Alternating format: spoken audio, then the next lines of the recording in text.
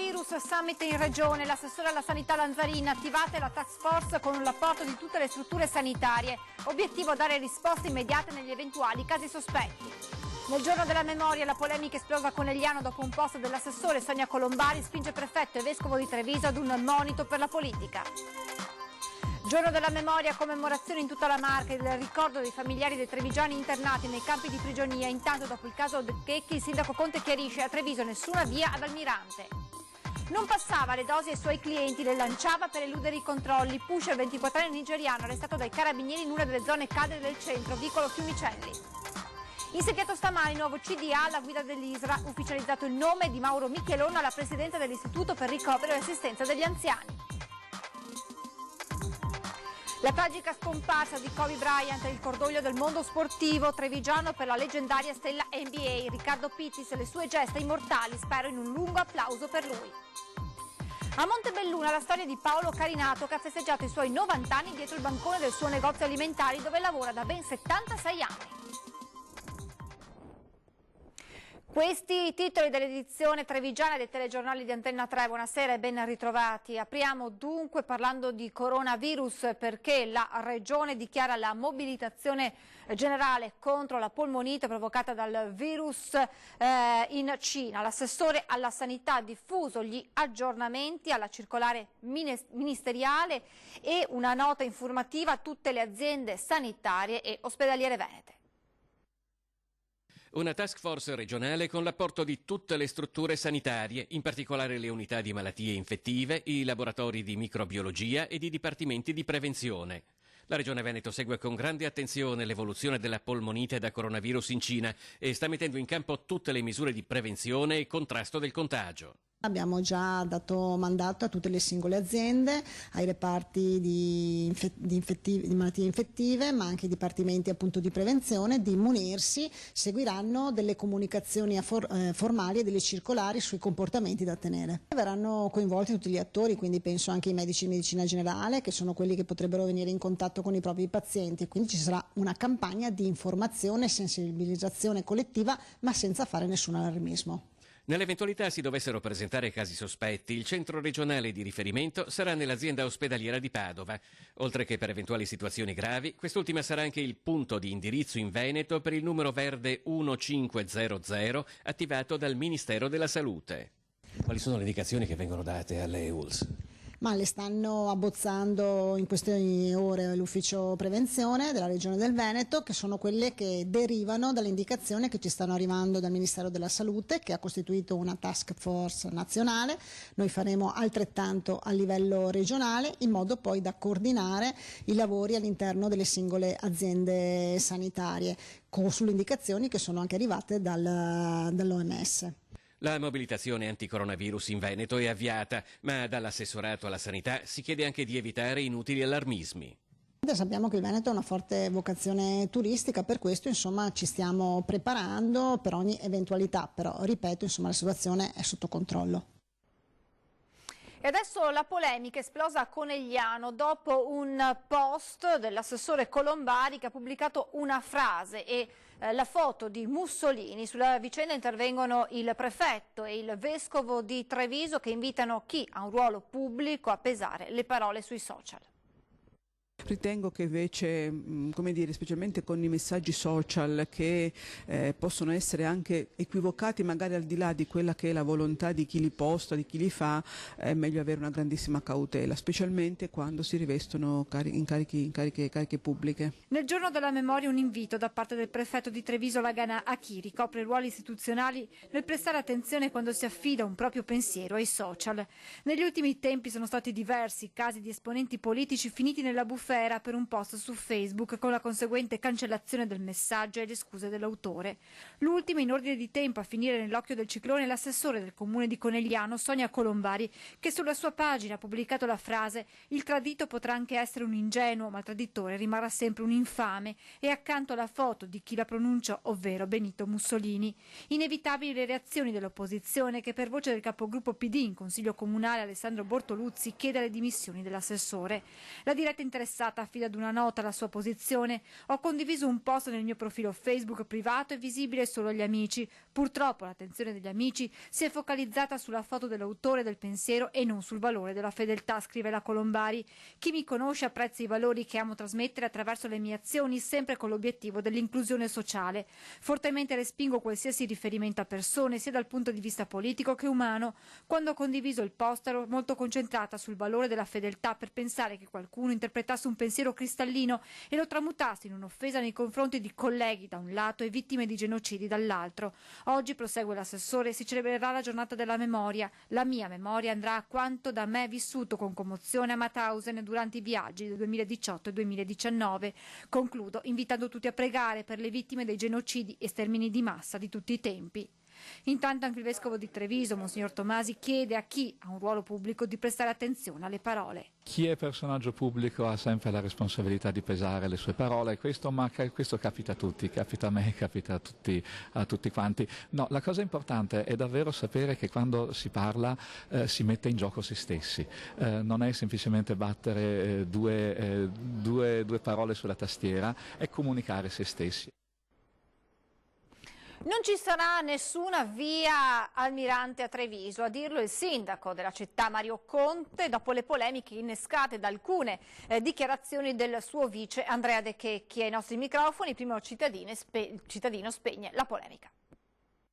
Non c'è nessuna richiesta di intitolazione di una strada e quindi io invito davvero tutti a spegnere questa polemica, perché si sta basando sul nulla, su una riflessione personale che è lecita, che deve essere rispettata, ma che non avrà una continuità nella richiesta di intitolazione di una strada o di altro. Quindi la polemica si finisce qui. Nello stradario trevigiano non ci sarà nessuna via Giorgio Almirante, almeno per ora. Sono chiare e ben scandite le parole del primo cittadino dopo le polemiche nate attorno ad alcune dichiarazioni del suo vice Andrea De Checchi durante la trasmissione di Antenna 3 La nostra storia. Almirante secondo lei si merita una via? Sì.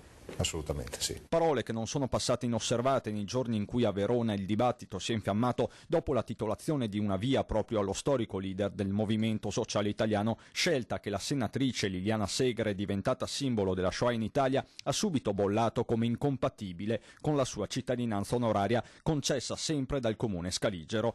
Cittadinanza onoraria che presto sarà consegnata a Segre anche dalla città di Treviso, riconoscimento che il sindaco nel giorno della memoria rivendica con forza. Una testimonianza di coscienza e un bel segno di civiltà che parte dalla città di Treviso. Questo ci deve rendere orgogliosi, perché ricordiamo la storia di un recente passato, perché 75 anni fa era ieri.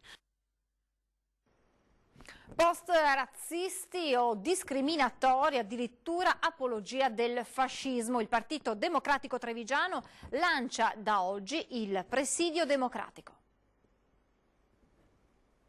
Siamo tutti cittadini e le cittadine che si riconoscono nei valori della democrazia, della nostra Costituzione, della Repubblica nata dalla Resistenza, a segnalarci tutte le dichiarazioni, i post, i commenti pubblici fatti da chi ha un ruolo pubblico, quindi chi è tenuto a rappresentare l'istituzione della nostra Repubblica e che abbiano un contenuto contrario ai valori della Costituzione. Presidio democratico ha chiamato il PD trevigiano l'iniziativa contro quella che viene considerata una deriva razzista, sessista, discriminatoria, quando non sfocia addirittura nella vera e propria apologia del fascismo. Ripetuti gli episodi negli ultimi giorni, dal vice sindaco di Treviso che dice sì all'intitolazione di una via a Giorgio Almirante, all'assessore di Conegliano che posta una frase del Duce, fino al consigliere di Casier che se la prende con i cinesi. Quindi di fronte a questa escalation il Partito Democratico della provincia di Treviso ha pensato di lanciare questa campagna di mobilitazione, perché oggi è giornata della memoria, non dimenticare non basta, bisogna anche reagire. E questo neanche a farlo apposta il giorno dopo l'affermazione di Stefano Bonaccini in Emilia, che per Zorzi altro non è che una risposta al dilagare di un populismo che mette ormai in imbarazzo trasversalmente l'elettorato moderato. Il PD come sentinella dunque. Dal 27 gennaio, quindi oggi giornata della memoria, al 25 aprile festa della liberazione dall'antifascismo, raccoglieremo tutte queste segnalazioni e cercheremo appunto di raccoglierle in un rapporto provinciale che vorremmo presentare all'opinione pubblica per dimostrare quello che sta avvenendo, cioè un clima diffuso di odio e intolleranza, ed è evidente che chi ha un incarico istituzionale deve essere il primo a reagire e a contrastare questo clima anziché a fomentarlo. Un po' in tutta la Marca oggi è stata celebrata la giornata della memoria. A Sant'Artemio la cerimonia principale con la consegna delle medaglie d'onore. Gli era prigionieri, e gli era sempre ciapai qualcosa. Mangiarono.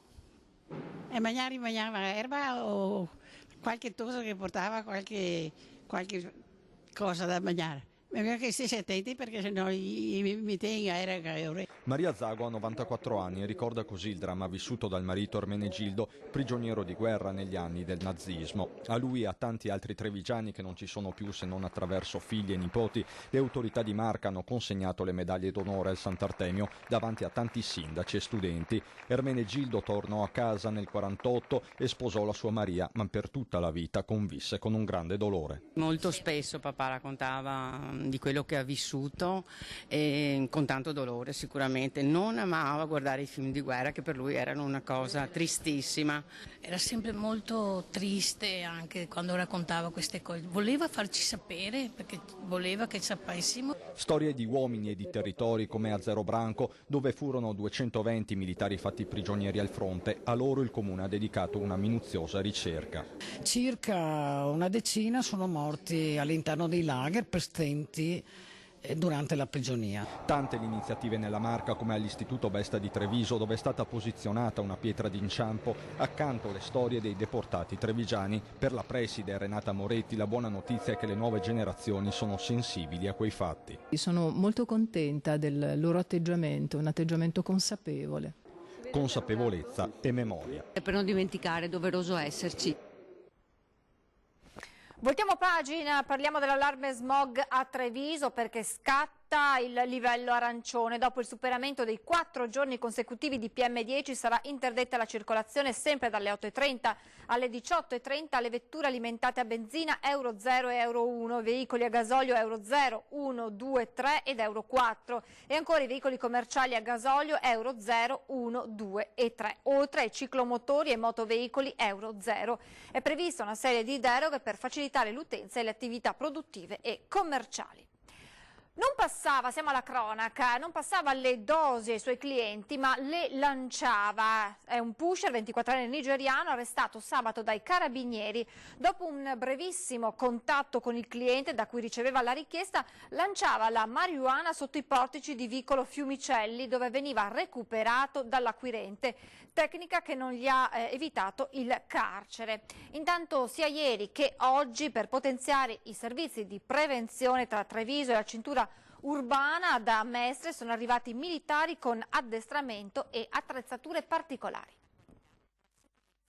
Una squadra operativa di supporto dei carabinieri in azione tra Treviso e l'Interland per fare prevenzione in campo, principalmente contro i furti. Gli specialisti delle SOS che tra ieri e oggi hanno fermato e identificato decine di persone. Si tratta di un'integrazione a quelli che sono i normali servizi di perlustrazione svolti da noi carabinieri, con una squadra formata da 4 militari armati in maniera differente, che utilizzano dei mezzi differenti rispetto a quelli utilizzati dai carabinieri della compagnia, appunto per dare un ausilio più efficace ai nostri servizi. Un'attività dei militari della compagnia di Treviso in sinergia con il 4° battaglione di Mestre che, sperimentata già in passato, è stata riproposta per intensificare la vigilanza sul territorio. Questo inquadrato nel più ampio servizio che noi svolgiamo a prevenzione soprattutto dei reati predatori che colpiscono per lo più nel fine settimana. Periodicamente gli uomini del battaglione Mestre saranno presenti sul territorio del capoluogo e anche nella provincia, nei centri colpiti maggiormente da questo fenomeno. Questa mattina nella sede amministrativa dell'ISRA si è insediato il nuovo Consiglio di amministrazione composto da Giuseppe Biviano, Mauro Carraro, Andrea Duodo, Mauro Michelone e Yvonne Tordini. Nella seduta è stata ufficializzata la nomina di Mauro Michelone alla presidenza, vicepresidente Giuseppe Biviano. Il nuovo Consiglio di amministrazione, dopo una prima disamina sulle principali questioni, ha già pianificato una serie di incontri sia per approfondire i vari temi sul tappeto che per fare conoscenza dei lavoratori, degli anziani e dei familiari nelle sedi residenziali dell'ISRA. Adesso ci fermiamo per qualche istante di pubblicità, tra poco.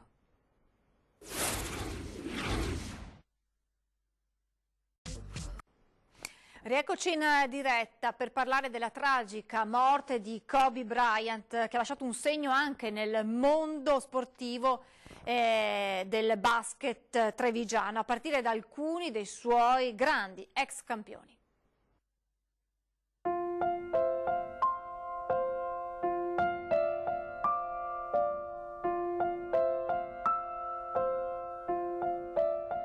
Ha lasciato un segno indelebile in questo mondo con quello che ha fatto, con le sue gesta che possiamo definire incredibili. Una notizia che fatico ancora a crederci, soprattutto perché per la persona oltre per lo sport. Volava in cielo sopra tutti e il cielo, proprio lui, l'ha tradito. Ore di orgoglio e di lacrime, di parole che vanno a tentoni per il dramma che si porta via l'idolo di milioni di adolescenti e di ex adolescenti, strappando la vita anche alla figlia tredicenne di altre 7 persone. I punti, i canestri impossibili, la leadership, la mentalità vincente. Leggenda dei Lakers, 20 anni in giallo-viola. Il più italiano dei miti NBA, lui che da ragazzino aveva vissuto nel nostro paese al seguito di Papà Joe per la sua avventura con tante maglie su tutte Reggio Emilia, dove il general manager all'epoca era Mario Ghiacci, attuale presidente dell'Alma Trieste, che conobbe un undicenne particolare. Era un bambino che amava la pallacanestro a livello smisurato, da noi puliva il campo durante le soste, delle cose per dirvi quante, e poi appena finiva la partita prendeva il pallone e andava a fare dei tiri sotto canestro. Riccardo Pittis ha affidato a Facebook forse l'epitaffio più bello. Cara morte, pensavi che fosse finita la partita e di aver vinto, ma a Kobe non è mai piaciuto perdere e per l'ennesima volta ha vinto, perché ti sei portata via il suo corpo, ma Kobe resterà immortale. Piange la Treviso cestistica che intravide Kobe al Palaverde assieme a Papà Joe, la stessa Treviso che pochi mesi fa ha dedicato all'NBA una mostra nella quale Kobe aveva un posto particolare. Uno dei più grandi atleti globali dei nostri tempi, forse secondo solo a Michael Jordan, e quindi questo lascia un grande buco nello star system mondiale. E per omaggiarlo lo sport e il basket anche da qui possono fare qualcosa. Prima di tutto far capire ai ragazzi la sua lezione. Bisogna insegnare quello che lui faceva, insomma, oltre ai grandi numeri bisogna vedere quello che c'era dietro, il gran lavoro che lui aveva fatto su di sé, per giocare sempre meglio. E poi salutarlo come si deve a un mito. Credo che un bellissimo e lungo applauso per un giocatore che non ha mai giocato in Italia, ma che è nato in Italia e che è cresciuto nel nostro paese, credo non possa che meritarlo.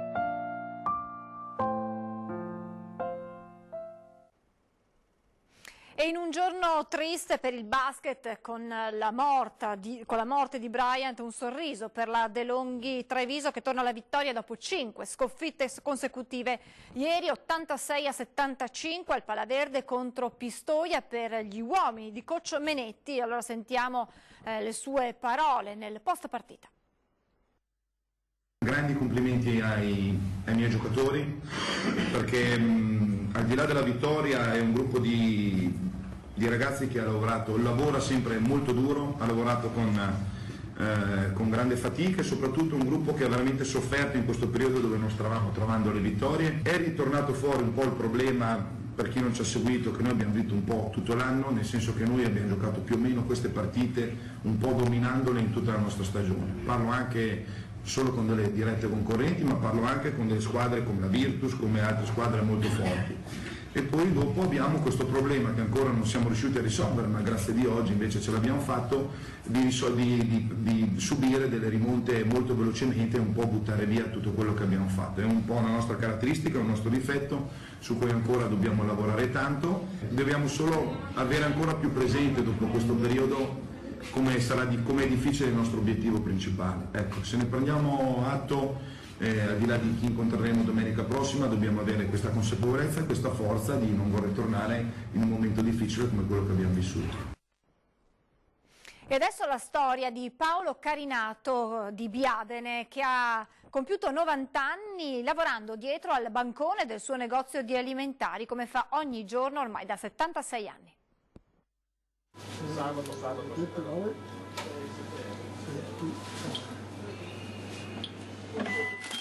piccolo Paolo Carinato, sempre attivo nonostante la sua età, 90 anni appena compiuti. Dietro il bancone, come ormai fa da 76 anni. La sua ricetta? Sorriso, gentilezza e la passione per questo lavoro. Sì, bisogna che mi alzi perché arrivo 3 volte a settimana, il martedì, il giovedì e il sabato, arrivo ai salumi e i freschi, tutti i freschi, insomma, stracchini, casatecchi, robe là. E ora bisogna che sia su per tirarle dentro. Un alimentare storico nella piazza di Biadene, portato avanti di generazione in generazione, un punto di riferimento anche per i clienti. Bisogna tornare ai vecchi valori di una volta, nel senso il rapporto umano, la qualità anche, perché penso che nei negozi quelli piccolini si abbia anche una certa cura poi di quello che è la qualità del prodotto, quindi sì. La velocità anche tante volte, una toccata e fuga. Paolo ha festeggiato il compleanno offrendo frittelle ai clienti. Di storie da raccontare ne ha davvero tante, da quando ha iniziato l'attività con il papà, poi con il fratello ed ora con il figlio Luca. Mi ha insegnato soprattutto, diciamo, la dedizione al lavoro e la forza di lavorare, ecco, quella, la passione per il lavoro, quella soprattutto. Si alza presto, poi inizia la sua giornata lavorativa affettando salumi e servendo frutta e verdura. Sì, beh, fai volentieri, non è che mi dispiace di essere qua, insomma. Arriva prima di tutti, va via per ultimo, ci confida il figlio. No, non è difficile, no. Quando sono stufo sta in piedi mi sento solo. Sì, beh, insomma, no. Non posso lamentarmi, no. Sorride, scherza, racconta qualche barzelletta e parla del suo compleanno trascorso fra baci ed abbracci, ovviamente, delle clienti. Tanti. Ora farmi la barba mattina che non mi sento con barba lunga. Quindi oltre agli auguri anche tutti i baci hai preso? Brava. Del signore che viene a darmi il bacio. Intanto a Ponte di Piave, nel centro servizi Gianni Marin, compleanno speciale, si sono festeggiati 100 anni di Giovannina Rubik, a festeggiare con lei i familiari, gli amici e gli ospiti del centro. Anche il sindaco Paolo Roma è arrivata per farle gli auguri non solo dell'amministrazione comunale ma dell'intera cittadinanza di Ponte di Piave. I 100 anni di nonna Giovannina, ha dichiarato il sindaco Paola Roma, hanno attraversato 2 secoli durante i quali sono avvenuti degli accadimenti che hanno completamente cambiato il mondo e sentirli raccontare da chi li ha vissuti in prima persona è un'esperienza unica. E adesso è il momento di aprire la pagina con le notizie da Belluno e provincia.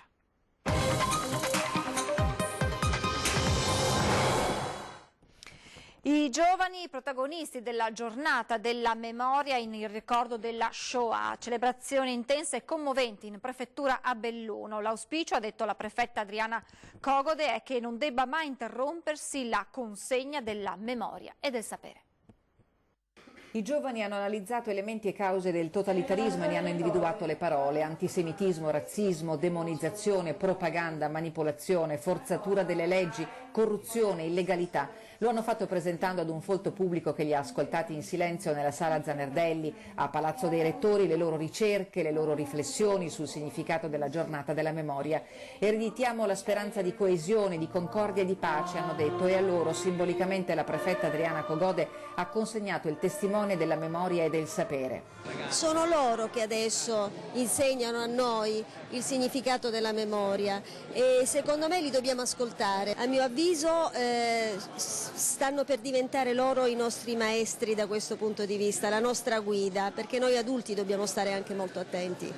È l'arte della musica insegnata al liceo Renieri, al laboratorio della Media Ricci, la colonna sonora che ha sublimato racconti, testimonianze, poesie sulla pagina più nera dell'umanità. Mai più delirio della prepotenza, del nazismo, della dittatura, mai più atrofia dell'intelletto che conduce all'indifferenza.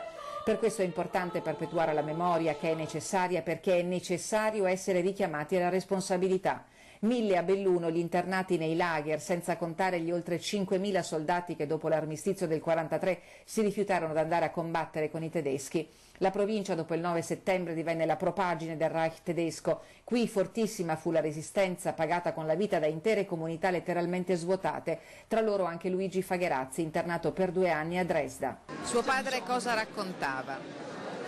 Mio padre di quel periodo quasi niente che io sappia. So solo per certo che quando ha bombardato Dresda lui è stato accolto da una famiglia svizzera, di svizzeri, e l'hanno accudito, gli hanno dato a mangiare. Alla sua memoria e a quella di Tommaso Bombassei Vettor, di Giovanni Proclener, di Gioacchino Trevisson e Luigi Trevisson, deportati e internati nei lager nazisti e destinati al lavoro coatto, la prefettura ha consegnato ai familiari le medaglie d'onore. La politica adesso scaduto il termine per la presentazione delle liste per il rinnovo del Consiglio provinciale, 2 gli schieramenti in campo in rappresentanza di centrodestra e centrosinistra. Padrin, auspico unità, ma dal centrodestra arrivano le prime bordate. I nomi sono quelli che abbiamo anticipato nel telegiornale di venerdì e per la prima volta dall'entrata in vigore della legge Del Rio, che ha cancellato l'elezione diretta delle province, gli schieramenti in campo saranno 2. Ci sono voluti 6 anni di rodaggio per comprendere che l'ente non è una scatola vuota e oggi, a poche settimane dal voto per il rinnovo del Consiglio provinciale di Belluno, sono partite le prime bordate. A lanciarle il centrodestra, che scende in campo con la lista Progetto Domani. Ci siamo accorti che comunque assume un ruolo politico, siede sui tavoli delle decisioni che contano e quindi è giusto che la politica torni a dare il suo contributo all'azione del Presidente della provincia. Luca De Carlo, parlamentare di Fratelli d'Italia, mette subito le cose in chiaro. No a fughe in avanti, auspichiamo un cambio di marcia, dice, parlando già di alternanza come valore aggiunto. Lo affianca il candidato Dario Scopelle, sindaco di Seren del Grappa, che spiega come per il rilancio del territorio bisogna cambiare passo. Nella lista Progetto Comune Belluno 2030 ci sono i nomi di peso dei primi cittadini di Feltre, Perenzin, di Ponte nelle Alpi, Vendramini. Fra i 10 candidati l'unico a rischio decadenza perché a fine mandato il sindaco di San Vito Franco De Bon. A livello di territori il Feltrino è rappresentato da 7 candidati, 4 a testa per Cadore e Valbelluna, 2 per la Val di Zoldo, 2 per l'Agordino e 1 per l'Alpago. Dal punto di vista della territorialità, chiaramente la lista unitaria avrebbe garantito la presenza, penso, distribuita su tutto il territorio provinciale. E qual è il suo auspicio per il prossimo Consiglio provinciale? Che si possa lavorare uniti, tutti insieme, con degli obiettivi chiari e precisi. Si vota domenica 16 febbraio, lo spoglio il giorno successivo a partire dalle 9. Vi lascio ad una nuova puntata di 20 e 10 in studio Cinzia Bonanna, segretario generale della CISL Belluno e Treviso, e Francesco Benazzi, direttore generale dell'USL 2 Marca Trevigiana. E poi a seguire torna come ogni lunedì alle 21:15 Ring, la politica alle corde, in studio Vanessa Camani del PD, Sergio Berlato di Fratelli d'Italia, Alberto Villanova della Lega e Simone Scarabelli del Movimento 5 Stelle. Per questa edizione è davvero tutto, vi lascio le previsioni del tempo, grazie per averci seguito e buona serata.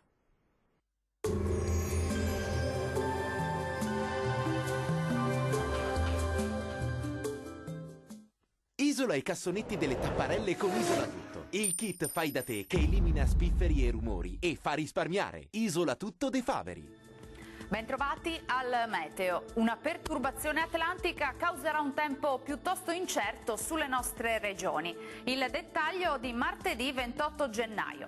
Sul Veneto al mattino cielo nuvoloso con qualche precipitazione a carattere sparso. Dal pomeriggio tendenza al miglioramento con fenomeni in esaurimento e sarà via via anche più soleggiato.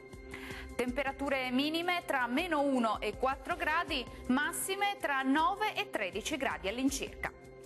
Ci spostiamo ora sul Friuli Venezia Giulia, dove sarà anche qui instabile con piogge diffuse un po' per tutto l'arco della giornata.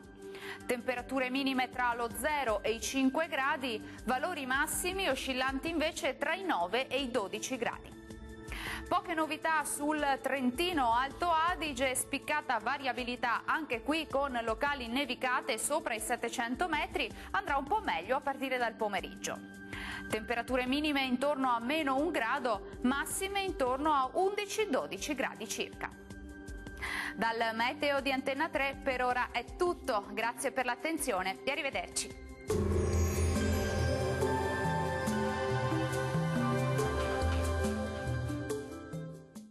Isola i cassonetti delle tapparelle con Isola Tutto. Il kit fai da te che elimina spifferi e rumori e fa risparmiare. Isola Tutto De Faveri.